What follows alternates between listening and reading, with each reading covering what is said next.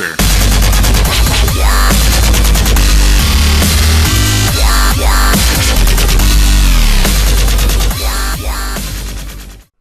What's up, guys? It's Jay with TFG, and I'm bringing you a review of the Turtle Beach Earforce PX21 gaming headset for the PlayStation 3, Xbox 360, PC, and Mac.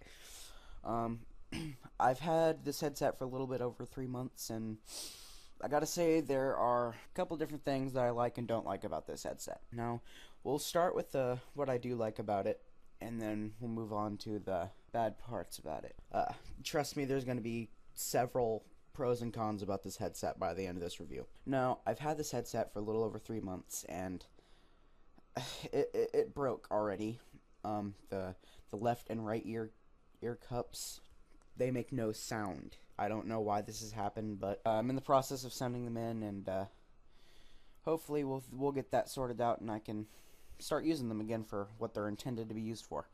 But as it stands right now, I'm only able to use them for the microphone, so that's what I'm actually using right now, is I'm using the microphone to record this, because the one on my laptop, frankly, sucks. But let's go ahead and start with the pros about it. Now, the main attraction with these things is that you can listen to the in-game sounds and be able to hear footsteps and gun reloading and gun switching and people picking up guns, and this is mainly with Call of Duty.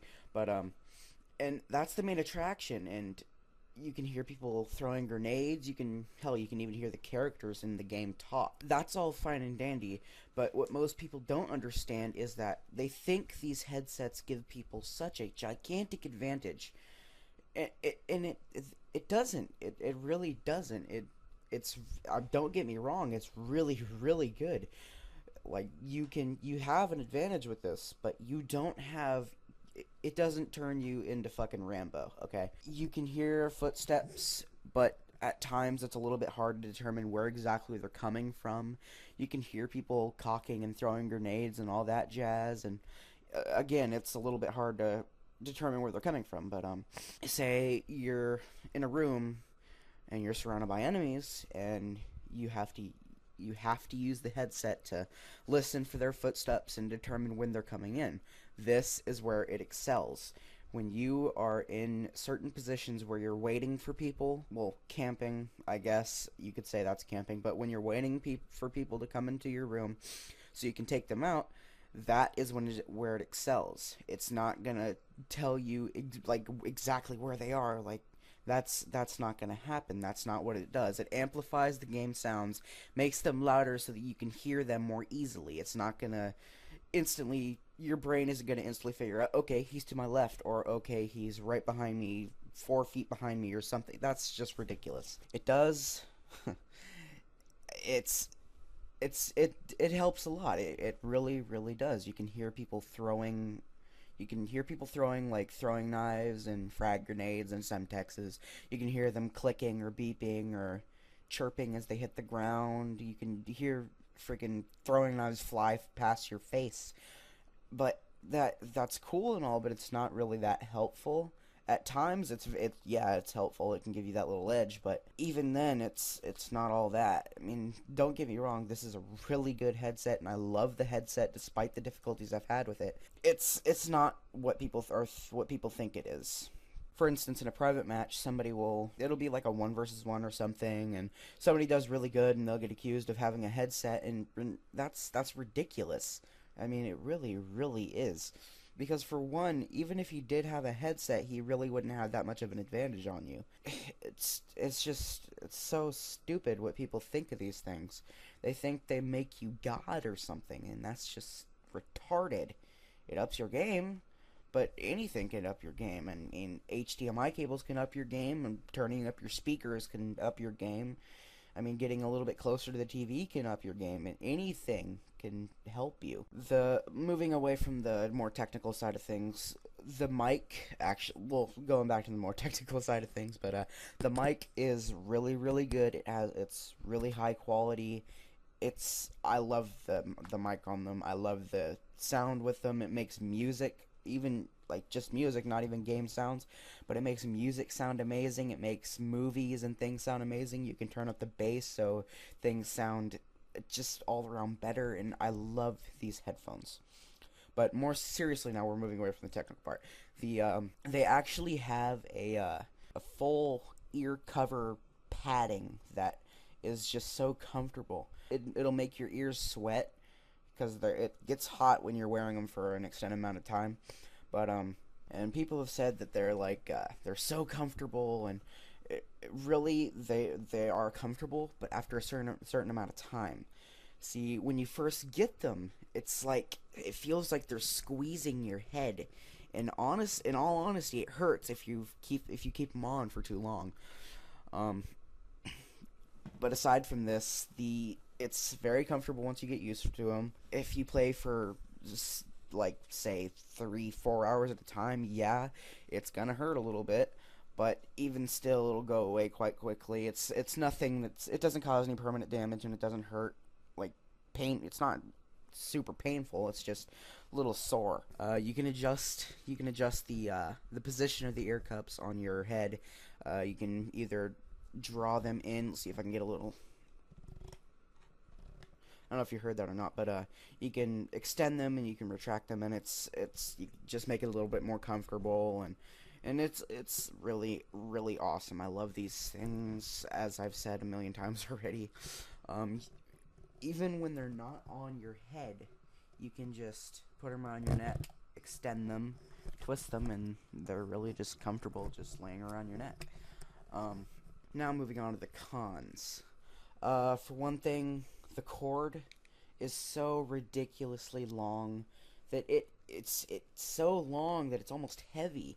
Like on several occasions I've had this thing, just this bundled up wad of cord just laying on my desk, and it'll fall off of the desk and it'll pull the USB out of the PlayStation or the computer, and it sucks because it can possibly damage it, and I don't like how long the cord is. If you bunch it up, yeah, it makes it a little bit more portable, but it also makes it a lot heavier. I don't understand why they had to include such a long cord. Maybe so when you're gaming from across the room or something, but even then, it's so ridiculously long. I think this is like 24 feet or something. Don't quote me on that, but it's really long, and bunched up like this, as I said, really heavy, falls off, and I don't like that at all. Another thing I don't like is the ear expander option. I'm not exactly sure what the hell this does, but all it seems to do is make the sounds quieter, that's just retarded. What's the point of that? It has a little clip on the back of it, which you can use to clip to your pants or something, and honestly, I see this as useless.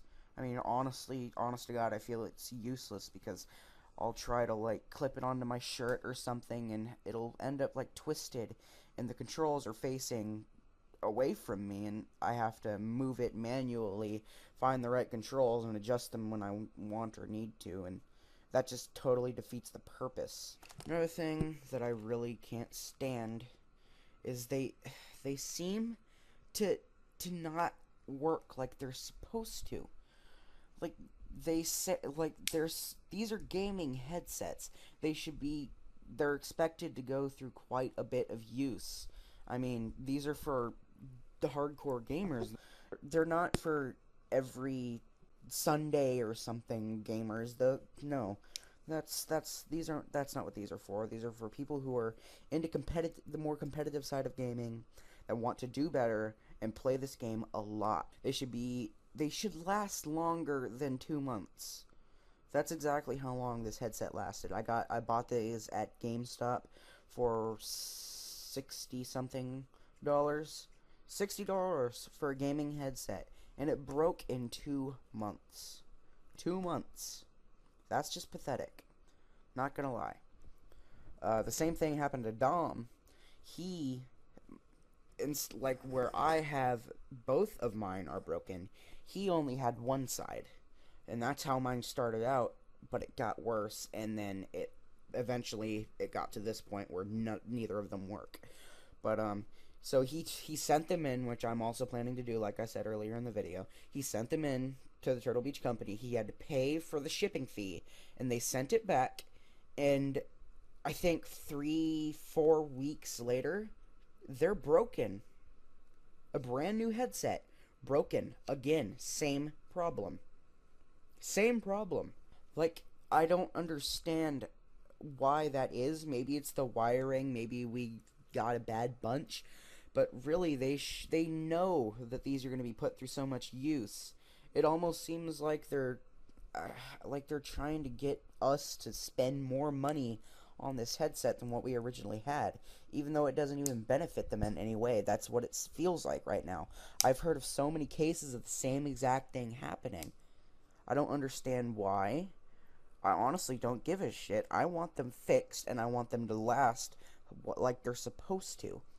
And if once I send these in, and once I have received them, and if they break again, I'm not paying to ship them again. I refuse to pay again to send in their faulty product. That is retarded. So, that's about it. Honestly, at this point, I would recommend getting these, but I would also recommend keeping them in a safe spot, away from any form of liquid, away from any way that they could be dropped or damaged in any way, shape, or form. Do not let them anywhere near a dog or a child or well, even if you are a child. Just be very, very, very careful with these things. If you do something to break them, that violates the warranty, and you will not get another one back. So, that's everything. I recommend getting these headsets, but like I said, be very careful with them. So, yeah, that's it. I've been Jay. Thank you for listening. Later, guys.